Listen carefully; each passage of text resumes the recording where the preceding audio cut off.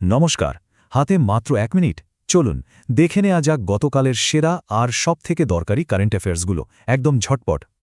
তো প্রথম খবরটাই একটা বড়সড় পলিসি চেঞ্জ নিয়ে।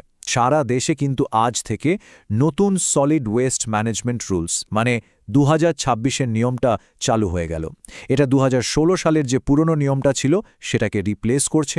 আর সবচেয়ে বড় কথা কি জানেন, এখন থেকে ওয়েস্ট সেগ্রিগেশন মানে আবর্জনা আলাদা করাটা একেবারে বাধ্যতামূলক। এবার আসি ডিজিটাল ট্রানজ্যাকশনের কথায়। আপনাদের সেফটির জন্য কিন্তু একটা দারুণ পরিবর্তন আনা হয়েছে।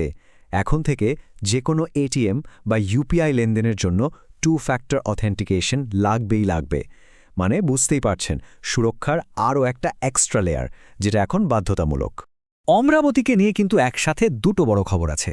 প্রথমত, লোকসভা ঘোষণা করে দিয়েছে যে অন্ধ্রপ্রদেশের একমাত্র রাজধানী হবে অমরাবতী। আর দ্বিতীয়টা আরও ইন্টারেস্টিং। জানেন কি, ভারতের প্রথম কোয়ান্টাম কম্পিউটারটাও তৈরি হতে চলেছে এই অমরাবতী শহরেই।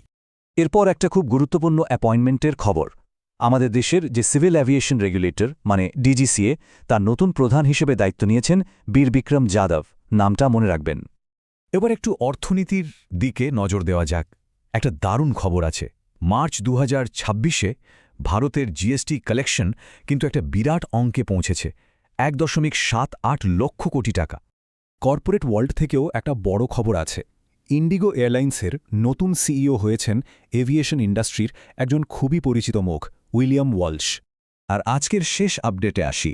ভবসাগর সেন্টার, যেটা কিনা গভীর সমুদ্র নিয়ে গবেষণা করে, ভারত সরকার তাকে ন্যাশনাল রিপোজিটরি বা জাতীয় ভাণ্ডারের মর্যাদা দিয়েছে। এটা কিন্তু একটা বিরাট সম্মান। তো এই ছিল আজকের টপ নিউজ। প্রতিদিন ঠিক এরকমই জরুরি আর ইনফরমেটিভ আপডেট যদি সবার আগে পেতে চান, তাহলে কিন্তু আমাদের এক্সাম উইংস পেজটা এখনই ফলো করে রাখতে হবে। আবার দেখা হবে পরের আপডেটে।